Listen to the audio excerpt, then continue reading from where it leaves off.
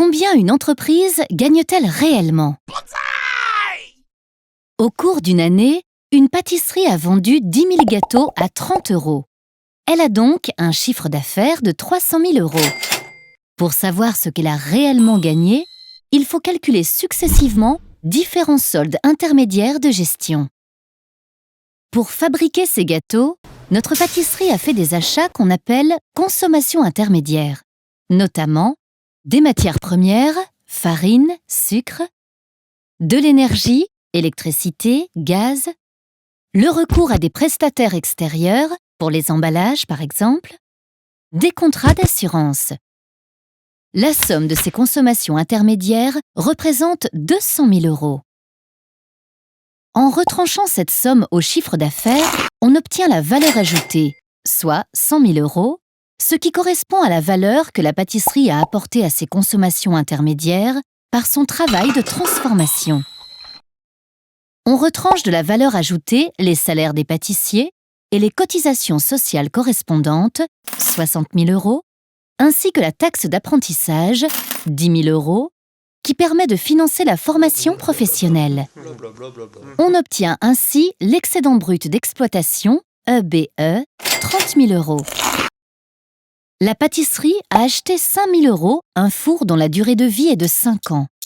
Pour cuire les gâteaux, elle dépense donc chaque année 1 000 € de cet investissement. On parle d'amortissement.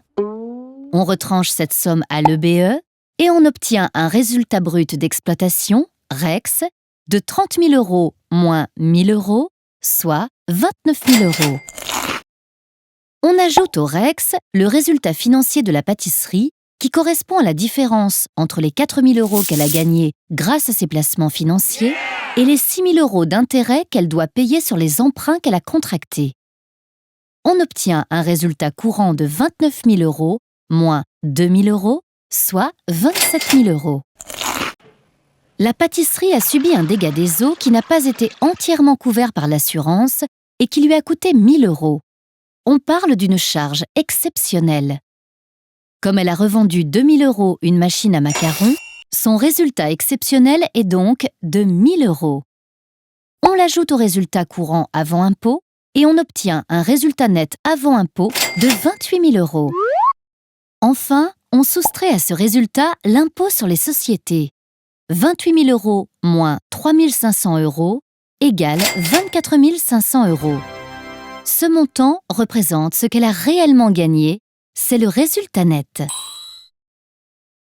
Si le résultat net d'une entreprise est positif, elle peut choisir de le réutiliser pour, par exemple, investir pour développer son activité, verser des dividendes aux actionnaires qui ont investi dans l'entreprise, récompenser ses salariés, par exemple grâce à des primes.